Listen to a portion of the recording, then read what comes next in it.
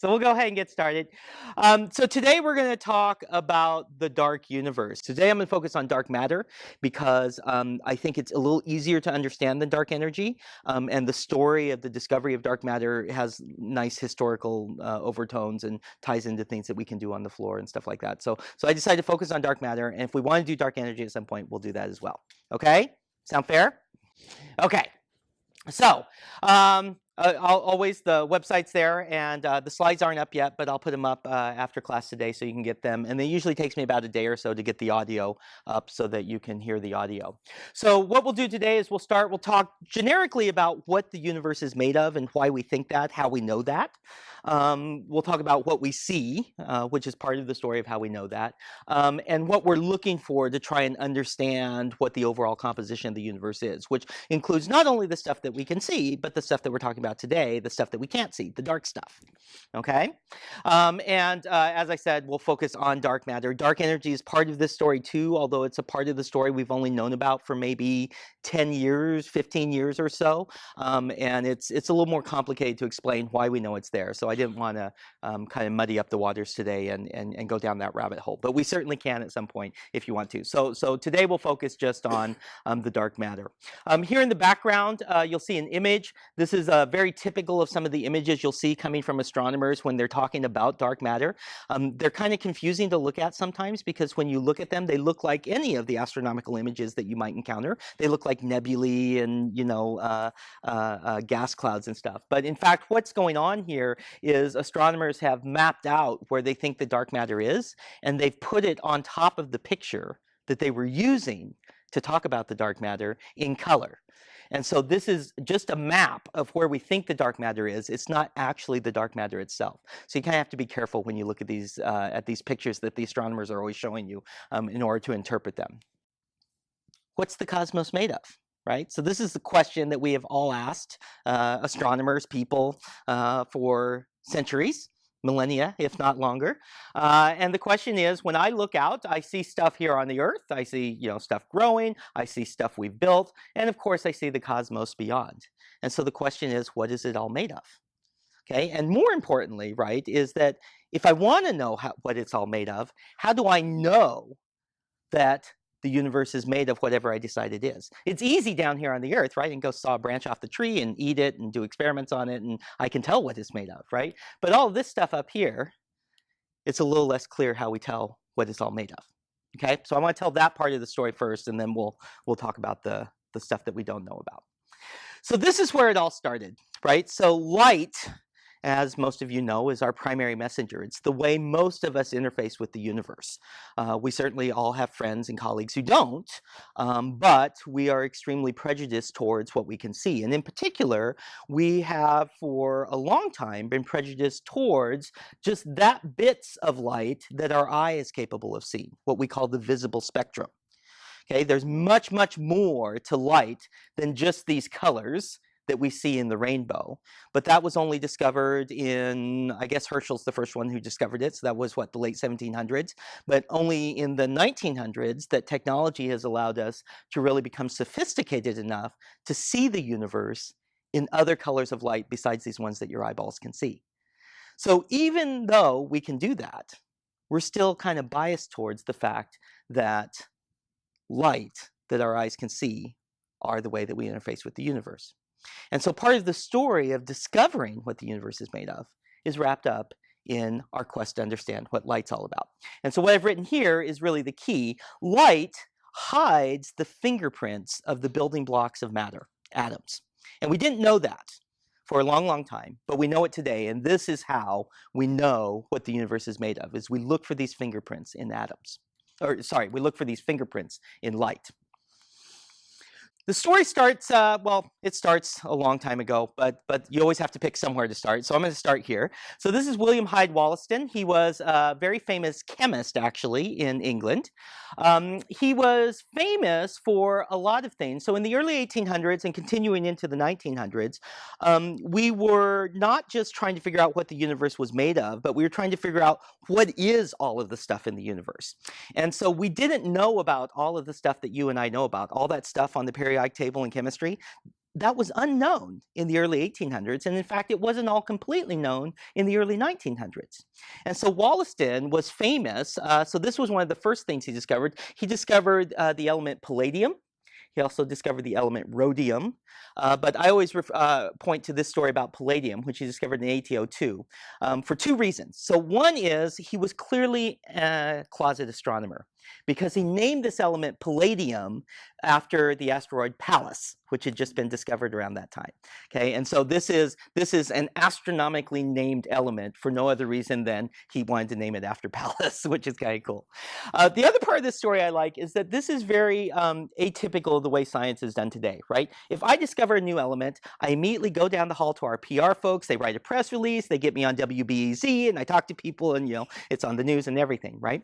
Well, when Wollaston discovered palladium, he encountered a little bit of debate. So people thought it was an alloy of platinum with other stuff. It's a very lustrous metal. I don't know if any of you have any palladium jewelry, but it's kind of that yellowish, lustery kind of silver that platinum is. And so he had put forward an anonymous contest, and there was some award, I can't remember what it was, for the first person to produce an alloy that was something else that looked like palladium. And no one could do it. The prize wasn't awarded. And in 1805, 3 years after the discovery, he finally stood up and said, "Yeah, I'm the guy who discovered palladium."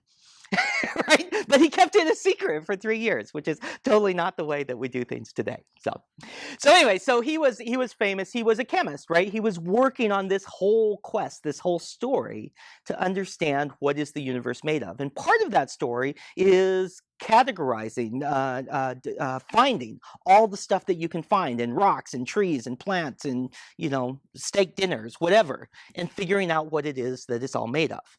And so he had discovered palladium, he discovered rhodium, and this is part of filling in all of those puzzle pieces in the periodic table of elements. Now, one of the things that he also did is he was interested in the fact that some substances gave off light, right? So when you burn wood, for instance, it produces a flame, and that flame has characteristic colors and stuff. And so he was trying to understand the colors that you get from the materials that things are made of. And so he was looking at the sun, because, it's clear the sun is something, but we couldn't go there. We couldn't do experiments. And so he was trying to understand if he could say something about the chemistry of the sun based on things that he could see here on Earth. And in 1807, when he was looking at the sun, he was taking the light from the sun and passing it through a prism, just like that prism picture that I showed you just a minute ago. And he discovered there were 7 dark lines, 7 places in the spectrum of the sun where the colors went missing. Okay, now initially this didn't bother him because 5 of these lines fell in places in the spectrum where they thought they were boundaries between the colors. Okay, so this is the boundary between violet and indigo. This is the boundary between blue and green. This is the boundary between orange and red. And this is the boundary between, right, however they were classifying the colors. But 2 of the lines really bothered him, okay? And that's this one right here in the middle, D here. This is yellow and green. It's right in the middle of a color, okay? And this one here, F, was right in the middle of the blue. And they couldn't explain it. Okay, so this really bothered people, and they kind of stewed on it and tried to do more experiments, but no one had ever seen these kinds of dark lines before, and they had no explanation for what they were. So, fast forward a little while. In 1814, Joseph Fraunhofer invented something called the spectroscope. So basically, this was just like the spectrums that people had been using before, but was able to produce enormously high-resolution spectra. And when he used that spectroscope, he was looking at a candle flame. He discovered that one of the colors that he saw in the candle flame corresponded exactly to the orange line in Wollaston's missing lines in the sun. Okay, so that was very interesting, right? A candle flame, something you saw here on Earth, had a color that corresponded exactly to one of the missing colors on the sun. What's that all about? Okay, and so this inspired him to start looking at the sun. In 1814, when he looked at the sun, he saw 574 dark lines in the spectrum of the sun, which included all of Wollaston's original 7 lines, but included 570 other lines. Okay, and some of you may recognize this. This is on the floor. This is in our collection. These are Fraunhofer's original sketches of all the lines he saw in the solar spectrum. And if you go into telescopes, it's right there where Herschel's telescope they discovered Uranus is. There's on the right side there, there's a display case that has like the Stingray hide telescope, and this is right behind him. Okay, but it's on the floor. So this is Fraunhofer's original sketches of the 574 lines in the sun. Okay, now no one had any idea what was going on, right? So this is 1814. Does anyone know when we finally figured this out? Okay, it took until 1859 before Kirchhoff and Bunsen, some of you may recognize those names from chemistry. Bunsen burners is probably the most famous one that you know of. Okay, they discovered that these lines are related to atoms. That if you have light of all colors and you let that light shine through atoms absorb certain colors. And the colors that an atom absorbs depends on which atoms you're talking about. So this is the beginning of what we call atomic spectroscopy. Okay, and there's a huge field of atomic spectroscopy even today, where all we do is we spend all our time trying to understand how does an atom generate or absorb the colors that it generates and absorbs, and what affects how bright those colors of absorption are, how many there are, where are they just in the visible, are they also in radio light, are they also in ultraviolet light?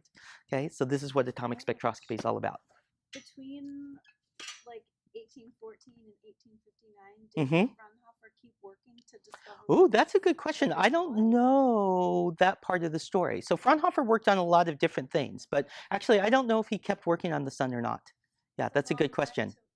It's a long time, right? Yeah, but you know, I mean, part of this is, I mean, this is really an indicator, I think, of how complicated trying to understand the story is, right? In order to do what Kirchhoff and Bunsen did, it wasn't just a matter of, you know, burning some wood and saying, right? You have to isolate the atoms, and then you have to figure out how to make sure you're only looking at those isolated atoms, and then how to actually put light through them so that you're sure the light's pure, and right, there's a whole bunch of complicated things that have to happen.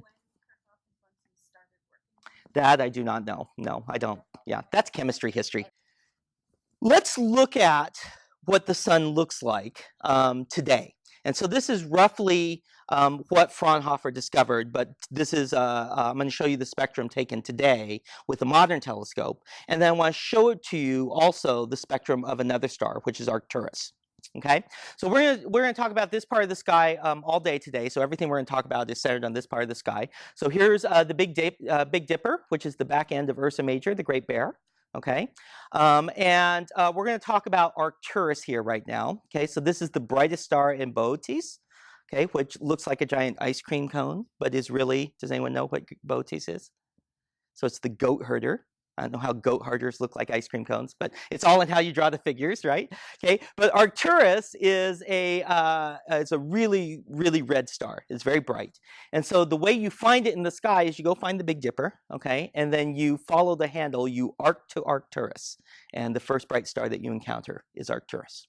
Okay, so let's look at the sun spectrum, and then I'm going to flick back and forth really rapidly between the sun and Arcturus's spectrum. Okay, so this is the sun spectrum, okay, and this has many, many more lines than Fraunhofer's original 574 lines. So this is taken with gigantic telescopes like the one at Kitt Peak, the McMath Pierce. Have you guys ever seen that? So if you look at pictures of Kitt Peak, it's the big, long, diagonal telescope that sticks up out of the ground, but it actually goes like 200 feet down into the ground as well. And so the sun shines up and down that tunnel. Okay, so it's 300 feet down and back up and back down. It has a little heliostat at the top that tracks the sun. But it's that long pathway and that ability to gather the light of the sun that allows us to generate these super high resolution spectrums. So it's very cool optics if you're an optics nerd. Okay, but you can see all of the lines. And even out here, as this fades into red where your eye can't see, if you look at this, if you look at it in the full slides, right, you'll see there's lines all the way up to here and similarly down here in the blue. Okay, so there are literally thousands and thousands and thousands of lines in the spectrum of the sun. So a part of the story I'm not going to tell you, right, which if you go up to the floor right there by the Dearborn telescope, there's that history of spectroscopy, right? They'll tell you this part of the story. There are things that we found on the sun in this spectrum that we found on the sun before we ever found on Earth. Does anyone know what the famous example is? No, not nitrogen. Helium. Helium, right? So helium is named helium for Helios, which is the Greek god of the sun, because we found it on the sun. But we found it on the sun. We were looking at all these lines and we're like, okay, here's calcium. I know what calcium is. Oh, here's hydrogen. I know what hydrogen. Oh, here's oxygen. I know what oxygen. What are these lines? I don't know. Something we've never seen before. So they named it helium. And lo and behold, if you go look on Earth, eventually you find helium, which is kind of cool. Okay, so this is the spectrum of the sun. And now I'm going to switch to the spectrum of Arcturus. Okay, so here's Arcturus. It changes, right? Sun, Arcturus. Sun, Arcturus, Sun, Arcturus. Okay, now focus on a couple lines, right? So if you look like right here in the middle, okay, you'll see that some of the lines are there in both Arcturus and the sun. Some of the lines get like this one right here. This one is kind of there in the sun, but gets stronger in Arcturus. Okay, and there are some lines where you just don't even see a hint in the sun at all, but when you go to Arcturus, it pops up. Okay, so this is an indicator not only that the sun and Arcturus have the same stuff in them, but the concentrations, the amount of stuff in the sun and Arcturus are different. Okay, and that has to do with the evolutionary state of the stars, and we'll talk about that next week. Okay, Victor. So just saying, in other words, from observation, that they are similar but different. Mm-hmm. Yeah, similar but different. So we can look at the spectrum and we can tell you what's in the star: calcium, helium, hydrogen. And when I look at Arcturus, I also see calcium, helium, hydrogen, but I see it in different amounts. And there is some stuff that I see quite strongly in Arcturus, but not in the sun. Okay, which has to do with how old the star is. Okay. So then that would account for the diversity of the different colors. It can, but the color, and we'll talk about this next week as well, the color of the stars is really a function of the temperature of the stars. Okay, and so when you see a star that looks really blue versus a star that looks really red, the blue star is really hot and the red star is really cool. So Arcturus looks so red because it's cooler than the sun is. Okay, and in fact, if you look at these two spectrums, right, you'll see they both go from red to blue, right? So they both have all of those colors in them. And then when I break the spectrum of Arcturus up, I see all of the colors. But to your eye, it looks more red. Okay, that's related to the temperature. And what the temperature does is it makes one part of the spectrum, this part of the spectrum, brighter than the other part of the spectrum, which your eye can pick up on. Okay. Okay? Okay, that's a good question. Other questions? Okay. So we can do this with everything, right? So I just showed you the spectrums of the stars, but I can do it for asteroids. I can do it for planets. I can do it for comets. I can do it for galaxies. I can do it for globular clusters. Everything in the universe, I can take the light from that object, I can push it through a spectrum, and if I can see the lines, I can tell you what those things are made of. So this is how we know that everything in the cosmos is made of atoms, and the same atoms that we see here on Earth. There are 92 naturally occurring elements if you go through the periodic table all the way up to, where is it? Uranium. Okay? Everything after this is stuff that we have never seen naturally. It's stuff that we synthesize in accelerators and reactors here on the Earth. Okay? But up to uranium, we see all of that out in the cosmos. Okay? Now, this is how most of us learn about this stuff. Okay, but if you're an actual chemist, like Wollaston was, you like to look at actual samples. So you can take that whole table and turn it into the raw materials, how all of that stuff looks. Okay, most of the periodic table is solid. A lot of it is gaseous. Okay, so these are the noble gases: oxygen, nitrogen over here, hydrogen. And two of them, which I don't remember where they are, mercury and bromine, are actually liquid. Okay, but nonetheless, all of this stuff is what the universe is made of. Now, if you're a spectroscopist, as opposed to a chemist, then you don't look at it like this, you look at the universe like this. And every single one of them has a unique set of fingerprints that if I see these colors either transmitted or absorbed, that's how I know what the object's made of. Okay, so this is your fingerprint library. If you're a stellar DNA forensicist, right, this is what you're looking at to try and determine what the stars are made of. Okay, it's like CSI Astronomy. We should totally have that, right? So, okay, is everyone good with that?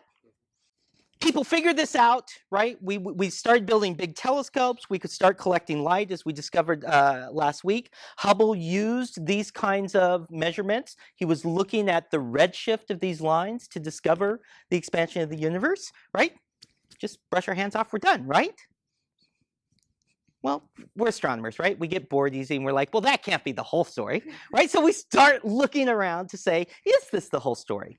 Okay, and so the story continues in this same part of the sky right here. So underneath Ursa Major, there's this constellation called Coma Berenices. Does anyone know what that means? So that's Bernice's hair. Okay, so this is called the Coma star cluster right here. If you look through binoculars, this will look like a really rich field of really bright stars, which is very nice. Okay, but right here along the top of Coma Berenices, there is a cluster of about 1,000 galaxies called the Coma cluster. Okay, most of them are pretty faint. It's hard to see them in your backyard telescope. You can if you have a big enough one or you know where you're looking. Most of us who look at galaxies are down here in what's called the Virgo cluster, which is a cluster of about 2,000 galaxies. But the Coma cluster is right here. Okay, and in the 1933, we were looking at the Coma cluster. So this is a picture. So these are bright stars from that area of the Coma star cluster. So these are in the Milky Way. But in the background, all of these yellow fuzzy objects that you see, every single one of them here, is a galaxy in the Coma cluster. Okay? So in 1933, this guy was looking at the Coma cluster. So this is Fritz Zwicky. There are many pictures of Fritz Zwicky, but we never show any of them except this one because it's the funniest picture of Fritz. And I have yet to see any explanation of why he's doing what he's doing. But anyway, so when I'm an old curmudgeonly astronomer, I'm going to have a cool picture just like this that everyone shows with me.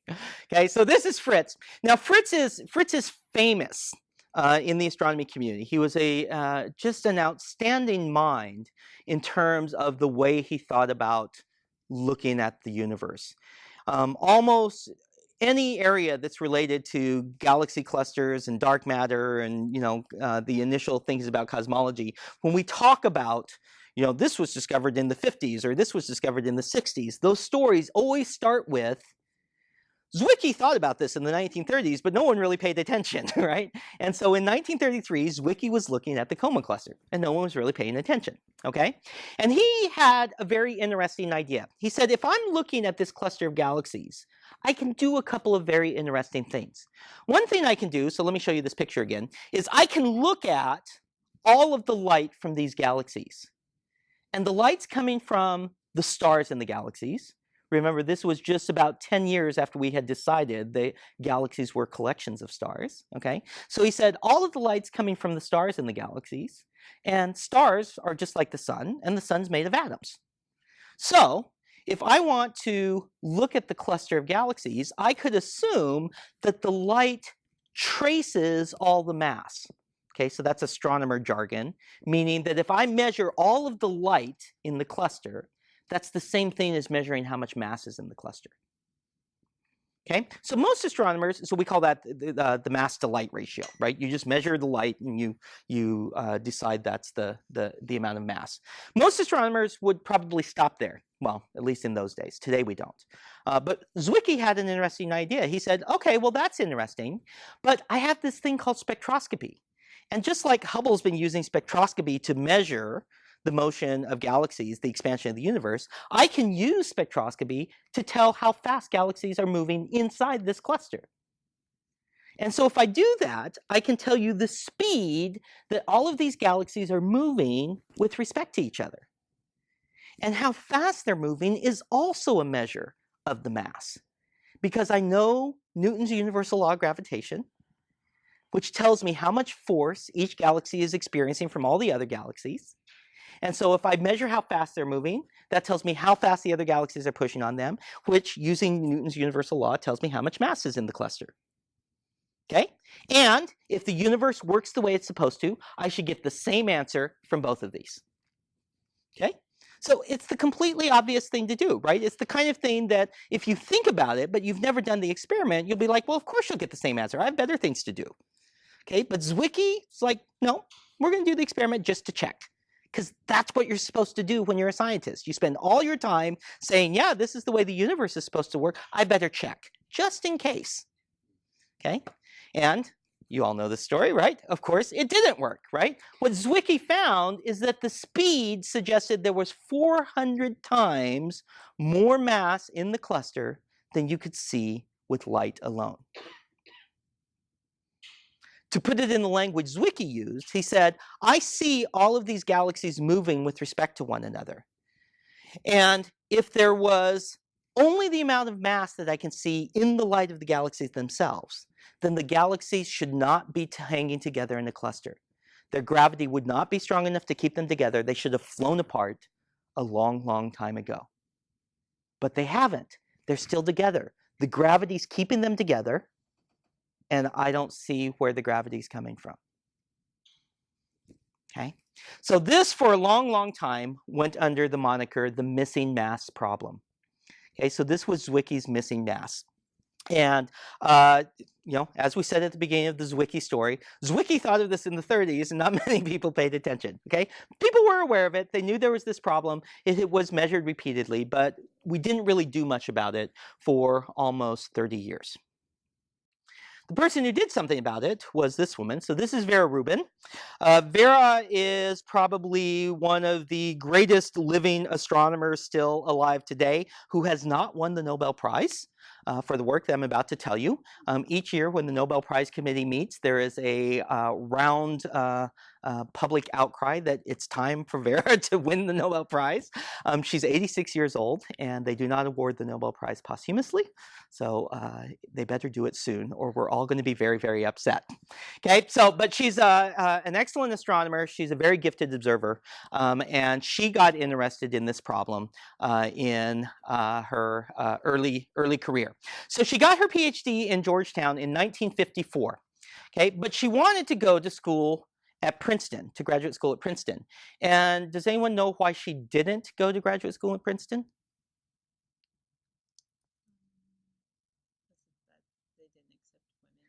Princeton did not accept women into graduate school until 1975. Okay, now, while Princeton was busy not accepting women into graduate school until 1965 or 1975, Vera was busy doing the work that we all think she should win a Nobel Prize for. Okay, and so in the 1960s and 70s, what she was doing is she was looking at every galaxy she could look at and measuring how fast the stars were going in their orbits around the center of the galaxy. Okay, so galaxies are put together just exactly the same way the solar system is, right? There's a whole bunch of mass in the galaxy, and any star that can see that mass orbits around it, just the way the planets orbit around the sun. And so the sun is going around the center of the Milky Way because most of the mass of the galaxy is between us and the center of the galaxy, and the gravity of that mass is causing us to orbit the sun once every 250 million years. Okay, so I can measure how fast those orbits are. And so that's what Rubin was doing. She looked at stars at all different radii from the center and measured how fast they were going. Okay, this is the Whirlpool Galaxy, which we talked about last time. They've done this measurement on the Whirlpool. And so you basically look at the center and you work your way all the way out to the edge and you just measure the speed of every star. So the galaxy is rotating counterclockwise in this picture. So here the stars are going some speed, here the stars are going some speed, here's the stars are going some speed, all the way out to the edge. And I can draw any line through the galaxy and do that, right? I can draw any line and just measure the speeds along that line. So here's a movie, right? So we don't have 250 million years to wait around for this to happen, okay? But we can generate a movie so you can see what we're seeing, okay? Most graduate students take less than 250 million years to graduate, right? Okay, so on the left, this is what we call Keplerian motion. So this is what we expected the galaxies to be doing, okay? And on the right is what we actually see galaxies doing. So this is usually called a flat rotation curve. And the reasons for that, I'd have to draw graphs and do some math to show you why we say that. But what I want you to pay attention to is the stars out here anywhere on the edge compared to the stars out here anywhere on the edge. And what you'll see in this galaxy, what we actually see happening is they're rotating faster than expected. Okay? And you see how they're going slower here? Okay, but here, they're going slower than the stars in here, but they're going way faster than they should be. Okay, so this is what we see happening in the solar system, right? Mercury goes around once every 88 days. Pluto goes around once every 250 years. Okay, so this same thing is true of stars as well. We expect a star here, like where the sun is, to go around at a certain speed, but if you go over to most galaxies, it's going around faster and faster than it should. Okay, so what makes this happen? More gravity than you expect, okay? You can explain what's going on in this picture if there's matter that you can't see. And we've all heard this story before, right? Zwicky thought of this in the 30s, but no one really paid attention, okay? And so today we have a name for this. We call this dark matter. Okay? There are many examples of this, many other examples besides these two that I've given you that we can give. But by and large, we see this happen, and we know that it's going on. And these observations by Rubin and her colleagues, these are really the measurements that convinced astronomers, wow, there's really something crazy going on here that we don't understand. Okay, so this is what did. This is why we think Rubin needs a Nobel Prize, because they really kind of clued us into the fact that Zwicky was right. Yeah, I mean Zwicky discovered it. But he's like, oh yeah, there's some missing mass, right? I'm going to go do some other things that people aren't going to pay attention to. Yeah, but she's the one who said, look, I mean, they measured, you can go look at her papers, hundreds and hundreds of galaxies. She's like, this is a universal phenomena. Every galaxy has dark matter in it because they all have these crazy rotation curves. So she's the one who convinced us that it wasn't just a fluke of the coma cluster. So then dark matter can slow down gravity to an extent or as a blockage? Yeah, so what dark matter does is dark matter produces more gravity than ordinary matter. And because gravity's stronger, it affects the motion of things like stars. So we're saying that it can. So these stars are moving faster because the gravity's stronger and makes them go around faster. Does that help? Okay. Question there? You okay? Okay. Other questions? Okay, so this is my favorite Calvin Hobbes strip of all times, right? So Hobbes walks up to Calvin and says, scientific names, and Calvin says, sure, scientists come up with great wild theories, but then they give them dull, unimaginative names. For example, scientists think space is full of mysterious, invisible mass, and what do they call it? Dark matter. Duh, I tell you there's a fortune to be made here. And Hobbes says, I like to say quark, quark, quark, quark, quark, quark. And Calvin says, instead of making an idiot of yourself, why don't you go find me some scientists? Okay, now I love this because dark matter is a dull and unimaginative name, but it's really, really accurate. Okay, so let me tell you absolutely everything that we know about dark matter, right? We're spending an hour in here. We can spend days in here. You can buy big fat books about dark matter. But I'm about to tell you absolutely everything that we know about dark matter. Are you ready? It doesn't emit light, so it's dark, and it has strong gravity that influences other stuff in the cosmos. I probably didn't need that second bit, but that's absolutely everything that we know. Okay? Now, we know other stuff. We know some stuff that it's not. We know how much there is. But really, all we know about it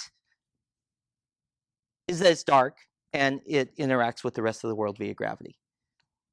Right? If I hand you a cherry pie, right? You know it's made of cherries, and you know it has crusts, and you know cherries grew on trees, and you know they're red, and they're gooey and yummy, and right? You know lots of stuff about stuff that you can see and experiment on, eat, and play with. But dark matter, all we see is what it's doing to the universe, but we don't have any of it in our hands so that we can do some experiments with it. And that's enormously difficult way to try and understand how the universe is put together when you can't do experiments. Fortunately, we're astronomers. We're used to this kind of oppression, right?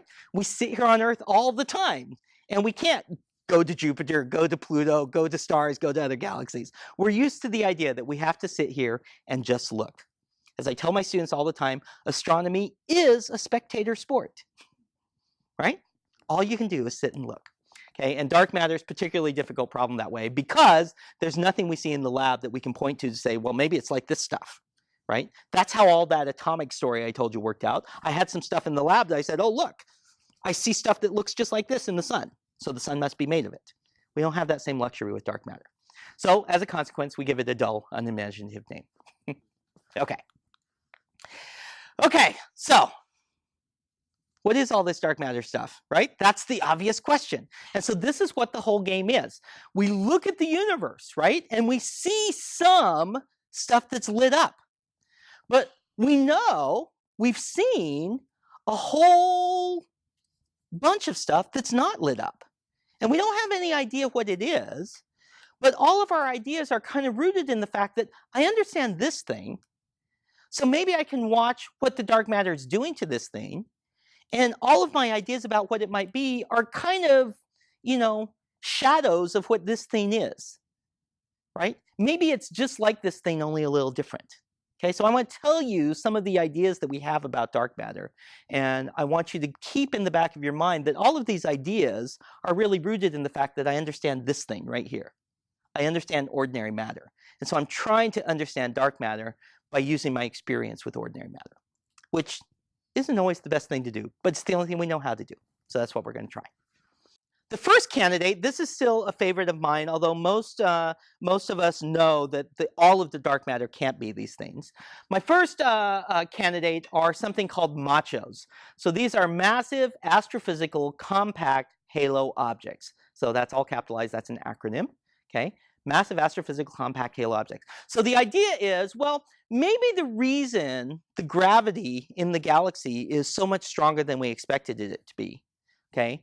Whether we're talking about the coma cluster or whether we're talking about the crazy rotation curves that Rubin and her colleagues saw, is because the galaxy is full of dark star-like objects swarming around the galaxy in a vast cloud, and we call that cloud the halo. Okay, now when I say star-like, I mean big and round and full of gravity. Okay, so what kinds of things could Machos be? They could be primordial black holes that were made in the Big Bang, and the universe is full of them. We've just never seen them before. They could be the old burned out husks of dead stars. These were the ideas early on. We know they're not the old burned out husks of dead stars because we don't see them anywhere. They could still be black holes, but we'll talk about that, okay? They could be something exotic, like a boson star, right? So a boson is a crazy subatomic particle. Maybe they coalesce and form stars that have strong gravity, but they don't emit light because they're not atoms. Right? There's all kinds of crazy ideas what they could be. But the idea of the Macho is that whatever it is, it's a ball that's the size of a star or a planet, or it's big enough that it has gravity that can influence other objects. Okay? So that's the whole idea of Machos. And then they surround the galaxy in this halo. The halo is the big spherical area that surrounds the whole galaxy. Well, if that's true, we know how to look for these things, okay? And so the way we did it, there's still several of these experiments going on, but the famous ones were in the 90s.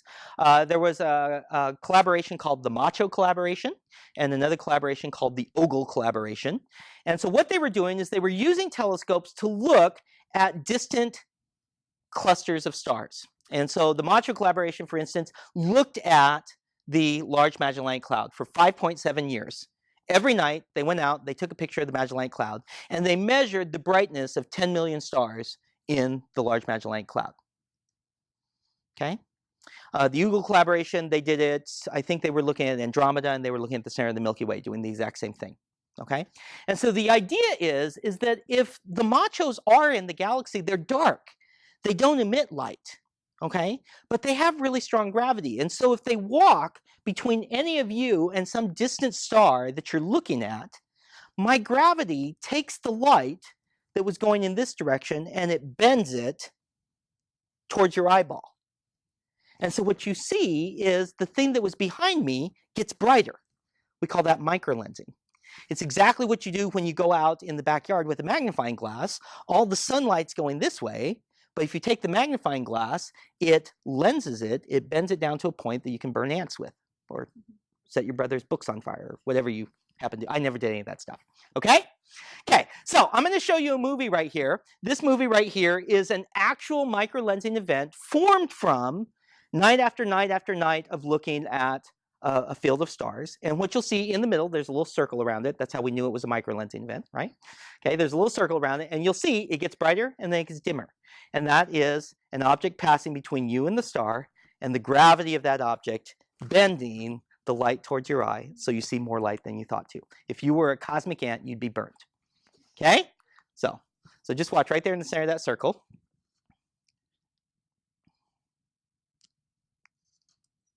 Do you see it get brighter? Okay? And then it fades out again. Okay? So something passed between us and that star and deflected all the light towards us. Okay? So we saw many, many of these events. And based on the number that we saw, based on the number of stars that we looked, based on how long we looked, we can work out how many Machos there should be in the galaxy. Okay, and the answer is not enough to be all the dark matter. Okay, about a quarter to a third of the galaxy dark matter mass can be in Machos. So even if Machos are there, even if Machos are dark matter, it's not enough to explain all the dark matter. Okay, so we throw up our hands, we're like, okay, well, what else could it be? Okay, so we go on, we think about other things. Okay, any questions about this before I tell you about the next thing? Okay, so. This turned out not to be what you were looking for. Well, right. So this is where I still sit on the fence. So people who are dark matter experts, they've moved on. Okay, because they're like, this isn't all the dark matter. They're still missing dark matter. But for those of us who are, so I'm a gravitational dynamicist, there's clearly something out here that's causing this. And so what are they? We still don't know what these are. And we don't really have a good census for how many there are, right? So we have this estimate of what we call the halo fraction, how much of the dark matter halo is these things. But I think that number is still not as accurate as it should be. Those of us who are gravitational wave astronomers in particular, we're interested in things like this because they could be strong gravitational wave sources. People who study exoplanets, and we'll talk about exoplanets our last week, this lensing technique, this brightening technique, is a way of looking for exoplanets as well. Okay, and we can talk about that. We don't know why these events happened. Okay, there are events like this where you're like, yeah, that's a star with an exoplanet, right? So we've seen that happen. But all of these Macho events, there's like a catalog of 50 of them or something. We don't know. No. Well, we know why. We just don't know what. Yeah. We don't know what. Yeah. Okay. Other questions? Okay. So these are Machos. Does anyone know what the competitors to Machos are? They're WIMPs, right? Okay. So against the Machos are WIMPs, weakly interacting massive particles. So the idea here is that maybe the universe is filled with previously unseen and unknown exotic subatomic particles. And they're weakly interacting. That means it's very hard to get an experiment to detect them.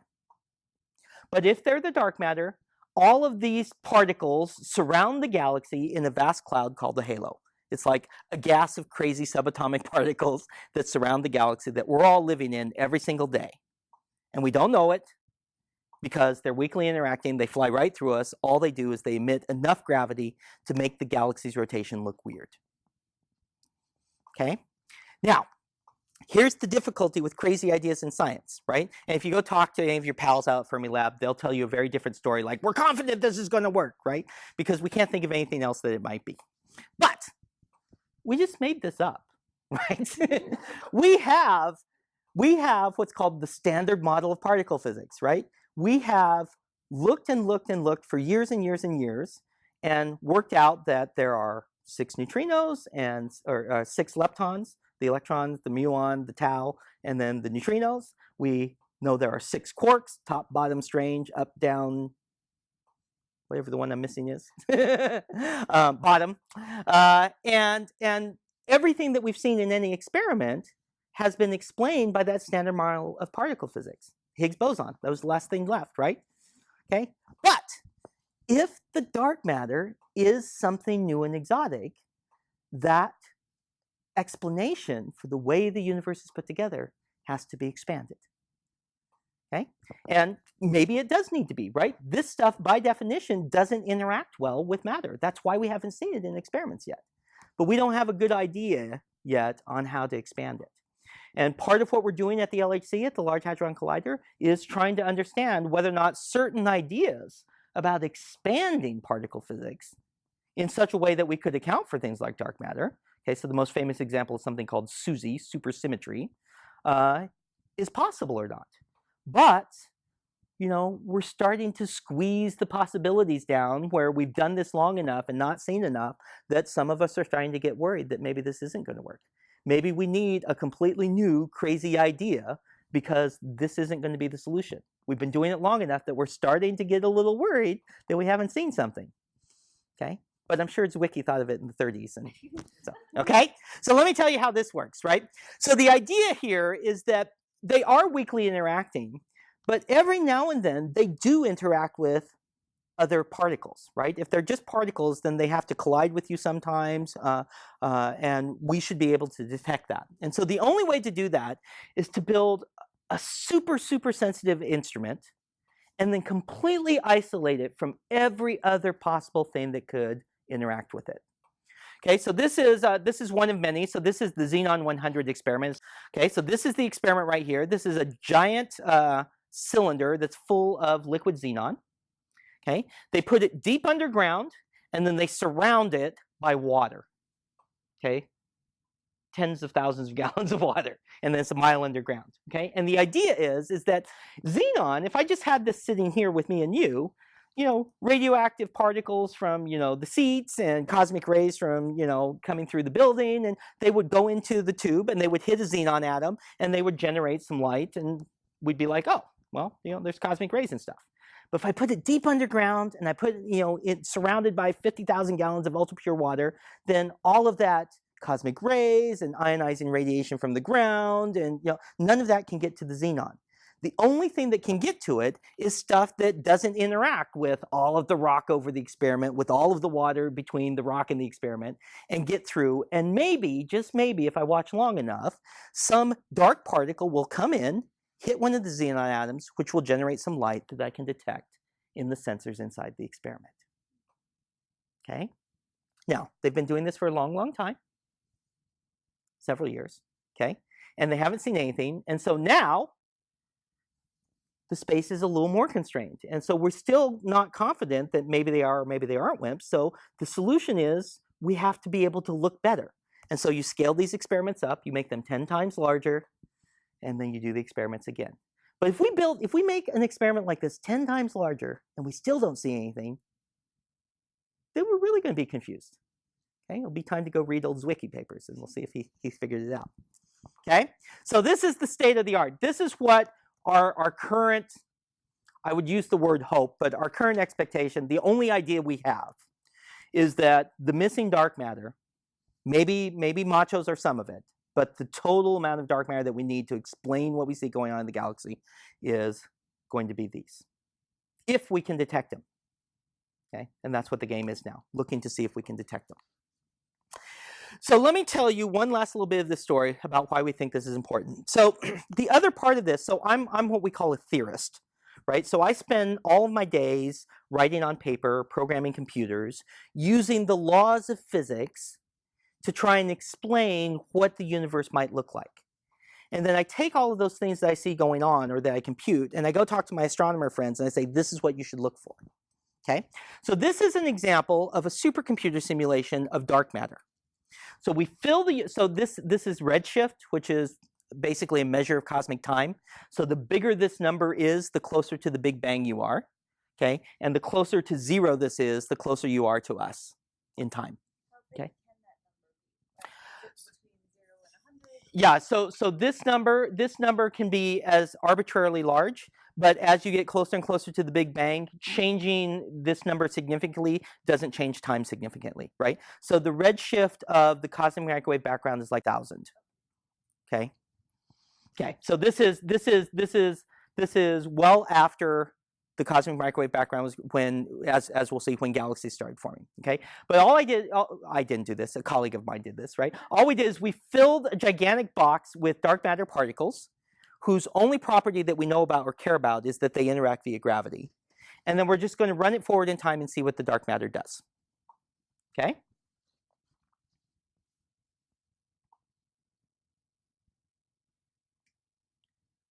Okay.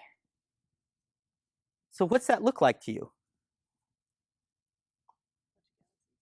It looks like a bunch of galaxies. It looks just like the cosmic web that we talked about last time, right? So if you look at the scale and structure of all of these filaments throughout the map here, and then you go do a simulation like this and look at the size and distribution of all the filaments that the dark matter collapses on, what you see is we can make them match up pretty well, which is highly suggestive. And this makes sense, of course, because we detected all the dark matter in the galaxies. This is highly suggestive that the reason the galaxies look this way is because of the dark matter. And so this is part of the story too, right? Everything is inextricably intertwined, right? We saw this structure in the galaxy surveys 20 years ago, but we had no idea it was really connected to the dark matter until we could do the gigantic dark matter simulation on the computers. And so now we put all of this together in our ideas about the way the universe is put together to try and understand how does it all move forward in time. So you see this out on the floor. So if you go in the Cosmology Hall, you know the first hall where you walk down, there's the three things on the floor that you can walk on and explode stars and everything. The last one, what it does, if you watch, your shadow is this purple area.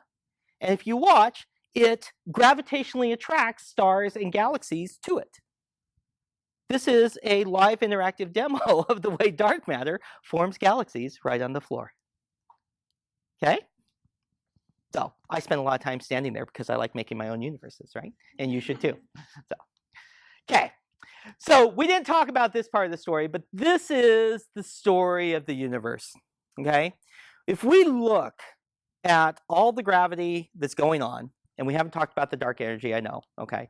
But we find that the stuff that you and I are made of, the stuff that cherry pies are made of, the stuff that the chairs are made of, and trees, and, you know, books, and all the stuff that we have here on Earth, is only 5% of everything that is in the cosmos.